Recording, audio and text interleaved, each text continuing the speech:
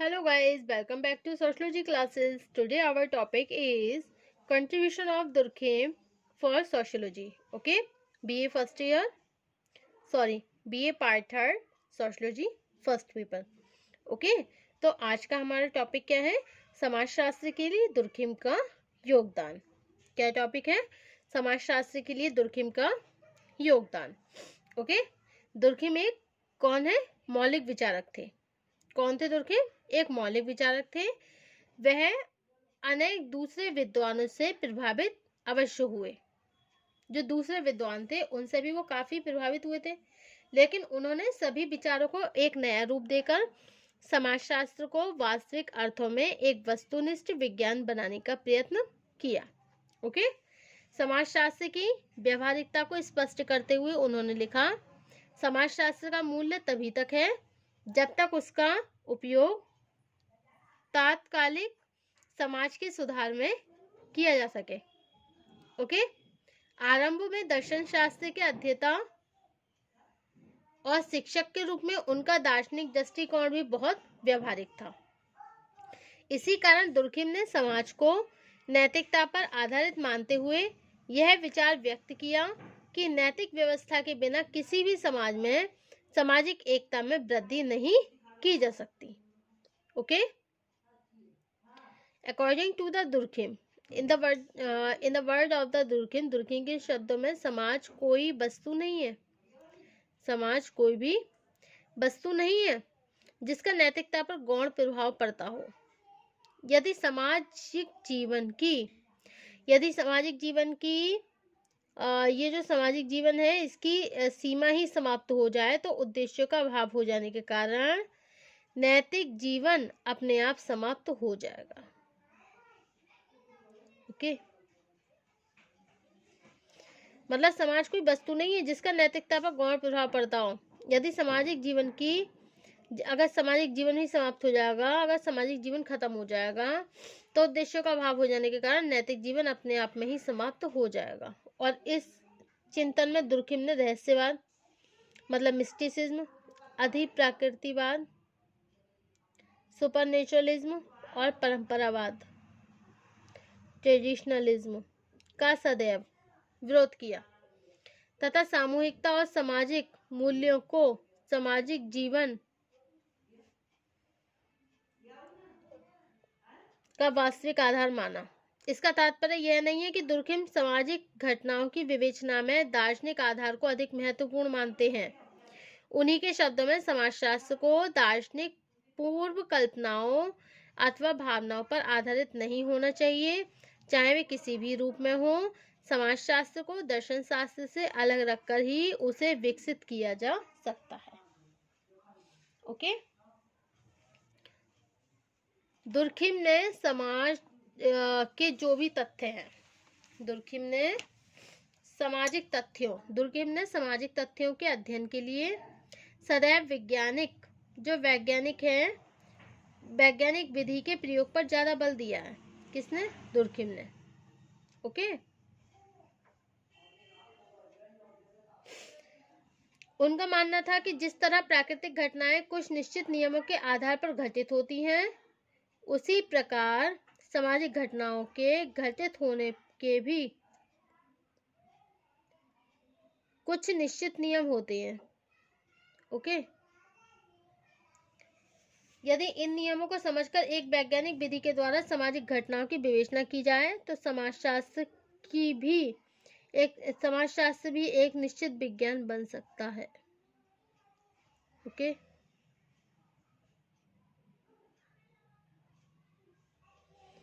इसके साथ ही दुर्खिम ने समाजशास्त्र की अध्ययन वस्तु जो भी मतलब समाजशास्त्र की जो अध्ययन वस्तु है, दुर्खिम ने समाजशास्त्र की जो अध्ययन वस्तु है उसका निर्धारण किया. उन्होंने दूसरे विद्वानों से विभिन्न विचार प्रस्तुत करके श्रम विभाजन को एक सामाजिक तथ्य मानते हुए उसके कारण तथा परिणामों की व्याख्या करी. श्रम विभाजन को तो उन्होंने कभी भी सामाजिक एकता का आधार मानते हुए यह निष्कर्ष नहीं दिया कि उन्होंने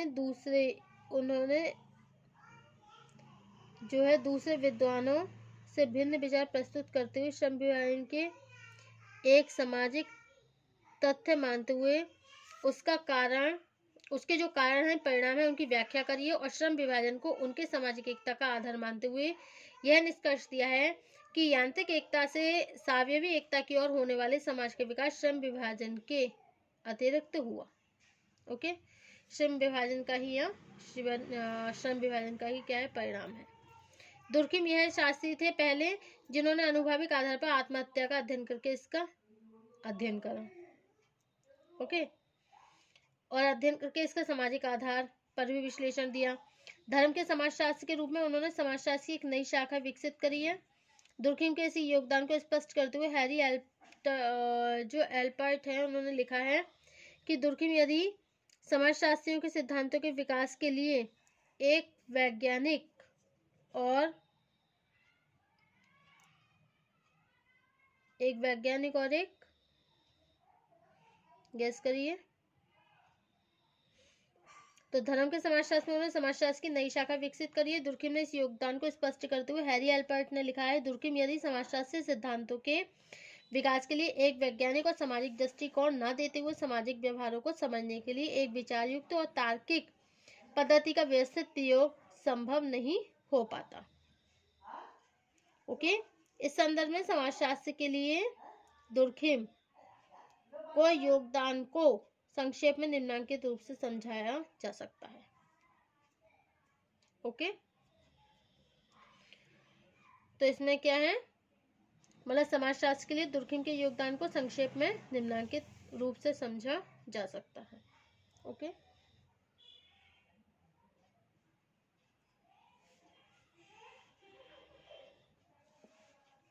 ओके, तो दुर्खिम के जो कंट्रीब्यूशन है, दुर्खिम के योगदान को संक्षेप में निम्नलिखित रूप से समझाया जा सकता है।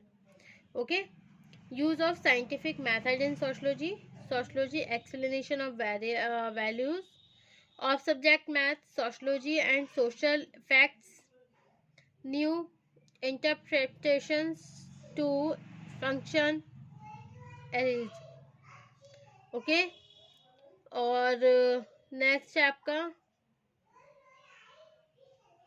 New interpretation of crimes, sociological explanation of religious and next है theory of the division of labour. Okay, तो first we will explain about the use of the scientific method in sociology. अपनी पुस्तक समाजशास्त्रीय पद्धति के नियम ने जो पद्धति का नियम है उसमें दुर्खिम ने सबसे पहले यह स्पष्ट किया कि सामाजिक घटनाओं के अध्ययन के लिए एक वैज्ञानिक पद्धति का प्रयोग करना आवश्यक है। ओके, दुर्खिम ने पहले कॉम्ट और स्पेंसर के अध्ययन के लिए एक वैज्ञानिक पद्धति का प्रयोग करना शुरू करा। दुर्खिम ने पहले कॉम्ट और स्पेंसर ने भी सामाजिक घटनाओं की विवेचना करने के लिए वैज्ञानिक पद्धति के द्वारा प्रयोगदेय पर ये जो मतलब सामाजिक घटनाओं की विवेचना के लिए वैज्ञानिक पद्धति के प्रयोग पर काफी जोर दिया है। लेकिन दुर्खिम ने भिन्न घटनाओं के कारण परिणामों को समझने के लिए ऐतिहासिक और प्रयोगात्मक पद्धतियों को ज्यादा उपयोग माना है। ठीक है, ज्यादा उपयुक्त माना है। और दुर्खिम ने तुलनात्मक विधि के प्रयोग को सबसे अधिक महत्व दिया है।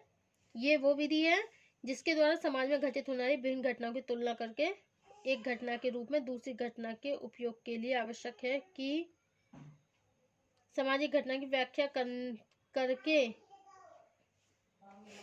उसके संपूर्ण सामाजिक परिवेश में की जाए तथा विभिन्न प्रकार के समाज में किसी प्रकार की सामाजिक घटना का अध्ययन तुलनात्मक रूप से किया जाए। ओके, नेक्स्ट है आपका determination of subject matter of sociology, social fact, मतलब समाजशास्त्र के अध्ययन वस्तु का निर्धारण सामाजिक तथ्य है। दुर्खिम पहले समाजशास्त्री जिन्होंने समाजशास्त्री को एक स्वतंत्र रूप देने के लिए एक अध्ययन वस्तु का निर्धारण किया। उसके अनुसार समाजशास्त्र वास्तविक स्वतंत्र रूप देने के लिए इसके अध्ययन वस्तु का निर्धारण किया। उनके अनुसार समाजशास्त्र की वास्तविक अध्ययन वस्तु सामाजिक तथ्य मतलब सोशल फैक्ट है।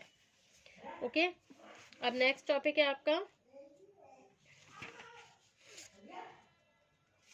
अपराध की नई व्याख्या, न्यू इंटरप्रिटेशंस ऑफ क्राइम। साधारणतः सभी विद्वानों ने अपराध को विघटनकारी व्यवहार के रूप में स्पष्ट किया है। दुर्खिम ने विभिन्न विचार देते हुए एक बड़ी सामाजिक समस्या का निदान ढूंढने का भी प्रयत्न किया। ओके, उन्होंने विस्तार से प्रमाणित किया कि अपराध एक सामान्य सामाजिक तथ्य है तथा एक स्वस्थ समाज है। ओके, क्या है? दुर्खिम ने बिल्कुल भिन्न विचार देते हुए कहा है कि उन्होंने विस्तार से प्रमाणित किया कि अपराध एक सामान्य सामाजिक तथ्य है तथा यह स्वस्थ मसाज का लक्षण है। उन्होंने तर्क दिया कि मानना गलत है कि अपराध ने सामूहिक जीवन को सदैव हानि होती है सामूहिक जीवन से, लेकिन किसी भी समाज में जब अपराध होते हैं तो वहाँ की सामूहिक भावना सामाजिक परिवर्तन के लिए तैयार हो जाती है। ओके, अब नेक्स्ट है श्रम विभाजन का सिद्धांत, theory of division labour. Durkheim ने पहले अनेक विद्वान जैसे Adam Smith, Spencer, Stuart Mill ने आर्थिक आधार पर श्रम विभाजन की विवेचना करी। इसके विपरीत दुर्खिम ने श्रम विभाजन का एक सामाजिक सिद्धांत प्रस्तुत किया। उनके अनुसार जनसंख्या के आकार में प्रत्येक जनसंख्या का जो आकार है उसमें होने वाली वृद्धि से है कि दुनिया नष्ट हो जाएगी, तथा एक ऐसी नैतिक दशा है जिसके फलस्वरूप सामाजिक संबंधों की प्रकृति में परिवर्तन होने लगता है। और श्रम विभाजन सामाजिक एकता को बढ़ाने के लिए एक प्रमुख आधार है। जिस तरह समाज के नैतिक नियम सामाजिक घटनाओं में जो संगठन है उनमें वृद्धि हुई, उसी तरह श्रम विभाजन से समाज में एक नई एकता का विकास हुआ जो कि स्वाभाविक और स्थायी होती है। ओके, नेक्स्ट टॉपिक है धर्म की समाजशास्त्रीयता विवेचना, सोशलॉजी का एक्सप्लेनेशन ऑफ रिलीजियस। अपनी पुस्तक धार्मिक जीवन के प्रारंभिक स्वरूप में दुर्खिम ने धर्म की उत्पत्ति और सामाजिक प्रक्रियाओं को सामाजिक आधार पर स्पष्ट करके धर्म की नई विवेचना प्रस्तुत की। ओके, नेक्स्ट है प्रकार्यवाद की नवीन व्याख्या, new interpretations of function. Durkheim ने पहले अनेक मानव शास्त्रियों ने प्रकार्यवाद के आधार पर जनजातीय सामाजिक संगठन की विशेषताओं को स्पष्ट किया। दुर्खिम ने प्रकार्यवाद को एक ऐसे रूप में स्पष्ट किया जिसे आज तक समाजशास्त्रीय द्वारा मतलब चाहे कोई सा भी समाजशास्त्रीय मतलब दुर्खिम ने पहले अनेक समाजशास्त्री के प्रकार्यवाद के आधार पर जनजातीय सामाजिक संगठन की विशेषताओं को स्पष्ट किया। दुर्खिम ने प्रकार्यवाद को एक ऐसे रूप में स्पष्ट किया जिसे आज तक समाजशास्त्रियों द्वारा महत्वपूर्ण माना जाता है। दुर्खिम ने पहले के विद्वान किसी घटना विशेषता के लक्ष्य उसके अर्थ को स्पष्ट करने के लिए प्रकार्य शब्द का प्रयोग करते थे। ओके, और नेक्स्ट है आपका सोशियोलॉजी का एक्सप्लेनेशन ऑफ वैल्यू, मतलब मूल्यों की समाजशास्त्रीय विवेचना। दुर्खिम ने अपनी पुस्तक समाजशास्त्र तथा दर्शनशास्त्र में सामाजिक मूल्यों को दर्शनशास्त्र की विषय वस्तु से अलग करके इनकी सामाजिक प्रकृति को स्पष्ट किया। ओके, अब उपर्युक्त योगदान के अतिरिक्त सामूहिक प्रतिनिधान की अवधारणा को विकसित करना, ज्ञान के समाजशास्त्र के रूप में समाजशास्त्र की नई शाखा की प्रारंभिक रूपरेखा प्रस्तुत करना, समाजशास्त्र को दुर्खिम द्वारा दिया जाने वाला एक महत्वपूर्ण योगदान है।